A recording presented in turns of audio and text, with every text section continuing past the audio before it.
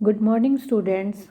आज हम चर्चा करने वाले हैं आपके सामाजिक मानव शास्त्र के प्रश्न पत्र में संस्कृति के बारे में। संस्कृति मानव समाज की एक अमूल्य धरोहर के रूप में जानी जाती है। मानव जो है एक संस्कृत प्राणी है और उसकी यही विशेषता उसे पशु समाज से अलग करती है, भिन्नता प्रदान करती है। चूँकि मानव संस्कृति का निर्माता है, इसीलिए वह संस्कृति को सीखता है और उसका हस्तांतरण करता है। यदि मनुष्य संस्कृति से विहीन हो जाएगा तो वह पशुओं के समान हो जाएगा, क्योंकि मानव और पशुओं के मध्य हम संस्कृति के अंतर को मानते हैं और इस अंतर के कारण मानव मानव है, क्योंकि वह संस्कृति को जानता है, समझता है और उसे बनाने और उसका संरक्षण करने की अपूर्व क्षमता जो है वो मानव में पाई जाती है।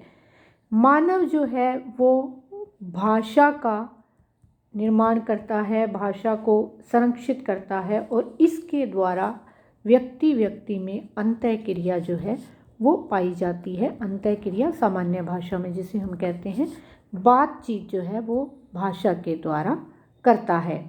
मनुष्य की शारीरिक मानसिक क्षमताओं के आधार पर संस्कृति का निर्माण हो सका है। प्रश्न यह उठता है कि मानव ही संस्कृति का निर्माता क्यों है? मानव ने ही संस्कृति का निर्माण क्यों किया है? ऐसी कौन सी योग्यताएं हैं जो कि मानव के पास हैं, जो उसे पशुओं से भिन्न बनाती हैं, या पशु की तुलना में मानव को प्रकृति ने अनेक क्षमताएं प्रदान की हैं जिनके कारण वह संस्कृति का आदान प्रदान, उसका संवर्धन और संरक्षण कर सका और संस्कृति का निर्माता बन सका है। तो स्टूडेंट्स, हम यह देखते हैं कि ऐसी कौन कौन सी विशेषताएं या क्षमताएं हैं। तो हम चर्चा करते हैं लेस्ली वाइट द्वारा दी गई, प्रदान की गई या बताई गई मानव की उन 5 विशेषताओं के बारे में जो उसे संस्कृति का निर्माता बनाती हैं और पशु समाज से अलग जो है वो प्रदर्शित करती हैं, दिखाती हैं। सबसे पहली जो क्षमता है वह है सीधे खड़े होने की क्षमता। मानव एक ऐसा प्राणी है जिसमें सीधे खड़े होने की क्षमता है। पशु अपने 4 पैरों से चलते हैं, सीधे नहीं खड़े हो सकते। मनुष्य 2 पैरों से चलता है और 2 हाथों को उपयोगी कार्यों में लगाता है। दूसरी जो विशेषता है वो है उसके स्वतंत्रता पूर्वक घुमाए जा सकने वाले हाथ और अंगूठा।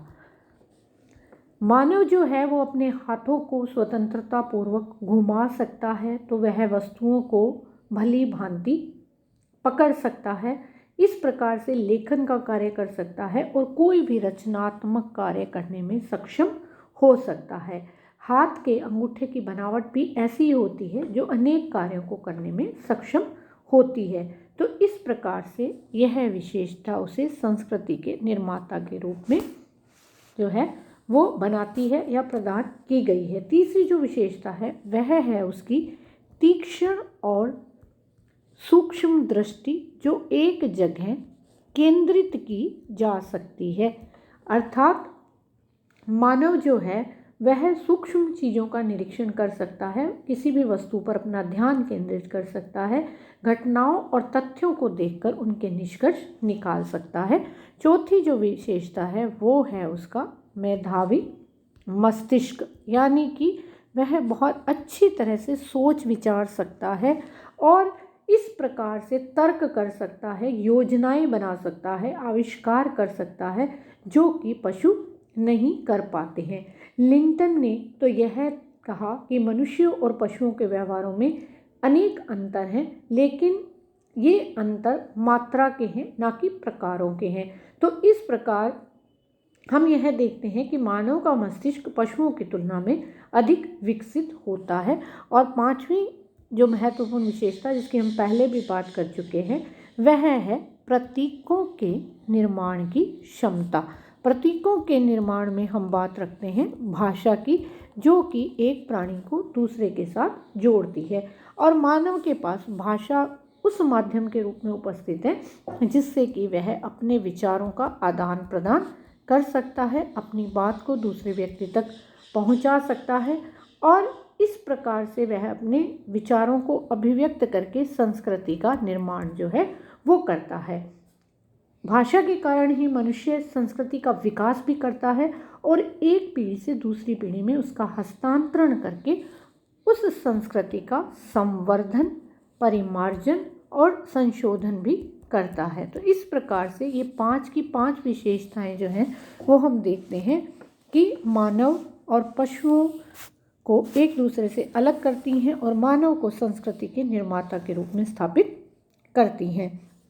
अब यदि हम इसके शाब्दिक अर्थ को देखते हैं संस्कृति के, तो संस्कृति शब्द अंग्रेजी के कल्चर शब्द का हिंदी रूपांतरण है और हिंदी में इस शब्द की जो व्युत्पत्ति है वो संस्कृत के सम प्लस कृ धातु से हुई है, जिसका अर्थ है पूरा किया गया या परिष्कृत, यानी बहुत शुद्ध रूप में जो हमारे सामने उपस्थित है।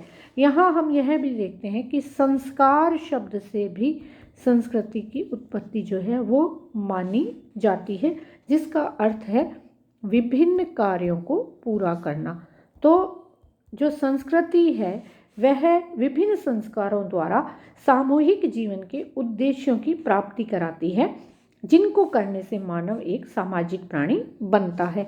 हम जानते हैं कि जब मनुष्य जन्म लेता है तो वह एक बायोलॉजिकल प्राणी होता है और धीरे धीरे उसको जो सामाजिक प्राणी बनाने में संस्कृति की एक महत्वपूर्ण भूमिका जो है वो होती है और वह अपनी अनेक आर्थिक, भौतिक, कलात्मक आदि आवश्यकताओं की पूर्ति भी सामाजिक प्राणी के रूप में करता है और इन आवश्यकताओं की पूर्ति के लिए वह निर्माण के कार्य करता रहता है और अनेक विधियों को एक पीढ़ी से दूसरी पीढ़ी में हस्तांतरित करता रहता है। और हम देखते हैं कि इसी प्रकार से अनेक प्रथाएं, रूढ़ियाँ, आदर्श और संस्थाएं जो हैं वो निर्मित होती हैं, विकसित होती हैं, उनका विकास समाज में होता है। तो यहाँ पर हर्स्कोविट्ज़ जो हैं ये बहुत इम्पोर्टेंट परिभाषा है स्टूडेंट्स। हर्स्कोविट्ज़ जो हैं वो ये कहते हैं कि संस्कृति जो है वो मानव व्यवहार का सीखा हुआ भाग है। तो यहाँ पर मानव जो है वो सीखता है, वह उसकी संस्कृति है। होबेल जो हैं वो ये कहते हैं कि संस्कृति सीखे हुए व्यवहार प्रतिमानों का योग है, यानी कि हमने जितना कुछ सीखा है वह सारा का सारा संस्कृति के अंतर्गत आता है। चूँकि प्रत्येक समाज की संस्कृति अलग अलग होती है तो हम संस्कृति की तुलना जो है वो करते रहते हैं। जैसे हम बात करते हैं कि पश्चिम की संस्कृति, भारतीय संस्कृति, भारत में भी जब हम बात करते हैं तो दक्षिण भारत, उत्तर भारत, इनकी अपनी अपनी संस्कृति जो है वो होती है। हम देखते हैं खान पान, रहन सहन, पहनने, वस्त्र आदि की भी अपनी एक संस्कृति होती है, जिन्हें मनुष्य जो है वो अपने स्थान विशेष के हिसाब से प्रदर्शित करता है या जो उसने सीखा हुआ होता है उन व्यवहारों को वह बताता है। तो मनुष्य अपने सामाजिक जीवन में जो कुछ भी सीखता है या जो समाज से प्राप्त करता है वही उसकी संस्कृति है, अर्थात यह एक सामाजिक विरासत के रूप में मनुष्य के साथ रहती है और हस्तांतरित होती रहती है। जब हम मानव शास्त्रियों की बात करते हैं तो सबसे पहला नाम हमारे दिमाग में आता है E.B. टायलर का, जिन्होंने संस्कृति को समझाने में जो बात कही वो ये है कि संस्कृति वह जटिल समग्रता है।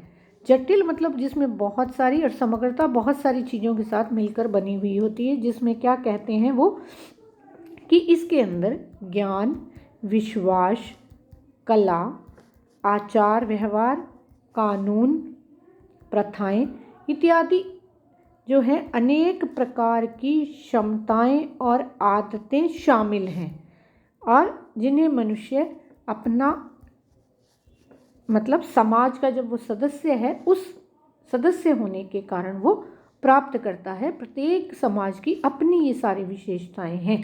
तो संस्कृति जो है वो मनुष्य समाज द्वारा मानव को दिया हुआ उपहार मानी जाती है। समाज ने मानव को दिया है, जैसा समाज होगा वही मानव सीखेगा और वही उसकी संस्कृति कहलाएगी। इसलिए सीखा हुआ व्यवहार जो है वो हम कहते हैं कि वह संस्कृति कहलाता है। यदि हम यहाँ पर मेलिनोवस्की की परिभाषा देखते हैं, क्योंकि ये बहुत बड़े एंथ्रोपोलॉजिस्ट हुए हैं प्रसिद्ध, जिन्होंने मानव शास्त्र के क्षेत्र में बहुत काम किया है, तो यहाँ पर जो है मेलिनोवस्की ये कहते हैं कि संस्कृति में व्यक्ति की शारीरिक, मानसिक और सभी प्रकार की आवश्यकताओं की पूर्ति करने का जो तरीका है उसको हम संस्कृति में शामिल करते हैं। संस्कृति व्युत्पन्न आवश्यकताओं की एक व्यवस्था है और उद्देश्यात्मक क्रियाओं की संगठित व्यवस्था है। इसको वो बात उसकी करते हैं। यहाँ पर जो है संस्कृति को पर्यावरण का मानव निर्मित भाग भी हर्स्कोविट्ज़ ने कहा है, मानव मैन मेड पार्ट ऑफ जो है वो कहा गया है संस्कृति को, एनवायरनमेंट मैन मेड पार्ट। तो इसको भी हमें याद रखने की आवश्यकता है, क्योंकि ये बहुत जो है इम्पोर्टेंट परिभाषा उसकी दी गई है संस्कृति की। लोवी जब इसकी बात करते हैं तो वे कहते हैं कि संपूर्ण सामाजिक जो परंपरा है हमारी वही संस्कृति है। सारी की सारी हमारी परंपरा संस्कृति के अंतर्गत आती है। अब यहाँ पर हम बात करते हैं एस.सी. दुबे जी की, जो कि कहते हैं सीखे हुए व्यवहार प्रकारों की वह समग्रता जो किसी भी समूह को एक विशिष्टता प्रदान करती है वह संस्कृति कहलाती है। सीखे हुए व्यवहार प्रतिमान जो है इसमें वो इसको शामिल करते हैं। यानी कि जब हम बात करते हैं कि ये हमारी इंडियन संस्कृति है, इंडियन कल्चर है, तो जब हम इसमें एक छोटा सा एग्जांपल देखें स्टूडेंट कि अभिवादन का तरीका जो है वो हमारे यहाँ पर हाथ जोड़कर पैर छूकर हम जो है अपने से बड़ों का अभिवादन करते हैं, जबकि पश्चिमी देशों में ऐसा नहीं है। तो हमारे सीखे हुए व्यवहार प्रतिमान जो हैं, जो हम एक किसी समूह को विशिष्टता दे रहे हैं, यानी कि भारतीय समाज एक विशिष्ट समूह है, उसकी विशिष्टता को प्रदर्शित कर रहे हैं, तो वह संस्कृति है। तो यहाँ पर हम देखते हैं कि मानव शास्त्रियों ने संस्कृति को क्या कहा है, विचार करने, अनुभव करने और जीवन व्यतीत करने की जो बात है वो कही है। तो यहाँ पर इस संपूर्ण विधि को संस्कृति कहा जाता है। जीवन जीने का तरीका जो है वह संस्कृति है कि हम किस तरह से अपने जीवन को जीते हैं, व्यतीत करते हैं। तो इसको हम रहन सहन के उसमें भी देखते हैं। जीवन जीने में हमारा पूरा रहन सहन जो वह आ जाता है। तो व्यवहार के प्रतिमान इसमें आ जाते हैं, व्यवहार के विशिष्ट तरीके इसमें आ जाते हैं और व्यक्तियों की, समूहों की आपसी अंतःक्रिया इसके अंतर्गत आ जाती है। तो ये इसका मानव शास्त्रीय जो अर्थ है वह लिया गया था। इस आधार पर हम संस्कृति को समझ सकते हैं कि संस्कृति में हमारे दृष्टिकोण, हमारे विचार, विश्वास, निर्णय, मूल्य, संस्थाएं और अनेक सारी बातें जो हमारे सारे समाज में शामिल हैं वह इसमें आ जाती हैं, क्योंकि हमारा जो समाज है वो दो प्रकार के पर्यावरण से मिलकर बना है, प्राकृतिक और सामाजिक। तो इस प्रकार संस्कृति में हम सामाजिक पर्यावरण को लेते हैं और उसकी चर्चा करते हैं, जहाँ पर हम बात करते हैं कि हमारे विश्वास, कला, धर्म, भाषा, आभूषण, औजार, मकान, परंपराएं, ये सारे के सारे मानव द्वारा निर्मित होने के साथ साथ संस्कृति का एक अभिन्न अंग है और इसी आधार पर हम संस्कृति को समझ सकते हैं। तो इस प्रकार से संस्कृति टोटल वे ऑफ लाइफ, जीवन जीने का एक तरीका जो है वह मानी जाती है। धन्यवाद।